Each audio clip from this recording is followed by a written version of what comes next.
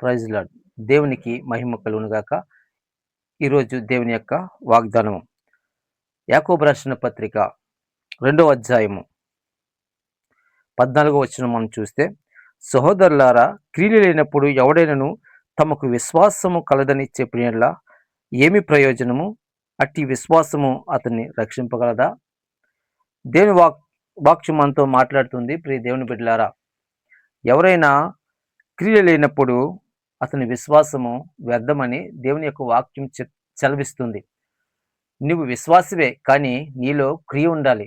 ఒకవేళ నీలో క్రియలు ఉంటే నీలో విశ్వాసం ఉండాలి. ఈ వాక్యంలో ఇద్దరు వ్యక్తులు కనిపిస్తారు. ఒక వ్యక్తి దగ్గర క్రియలు ఉన్నాయి, కానీ విశ్వాసం లేదు. మరొక వ్యక్తి కనిపిస్తాడు. ఆ వ్యక్తి దగ్గర విశ్వాసం ఉంది, క్రియ లేదు. ఒక వ్యక్తి దగ్గర ఏమో విశ్వాసం ఉంది, ఒక వ్యక్తి దగ్గర క్రియలు ఉన్నాయి. కానీ ఏమిటి ప్రయోజనం? నువ్వు దేవుడిని నమ్ముచున్నావు, కానీ ఇంకా కిందకు వచనాలు మనం చూస్తే, సహోదరుడా, నీవు దేవుడు ఒక్కడే నమ్ముచున్నావు, అలాగని దయ్యములు కూడా నమ్మి వణుకుచున్నాయి అని చెప్తున్నాడు. ఇప్పుడు దేవుని బిడ్డలారా, ఈరోజు దయ్యాలకి మనకి పెద్ద తేడా ఏం లేదు. మనం దేవునికి భయపడుతున్నాం అంతే, కానీ దేవునికి భయపడి దయ్యాలు వణుకుచున్నాయట. ఈరోజు నీ విశ్వాసము గలవాడిగా, విశ్వాస గలదానిగా ఉన్నావా?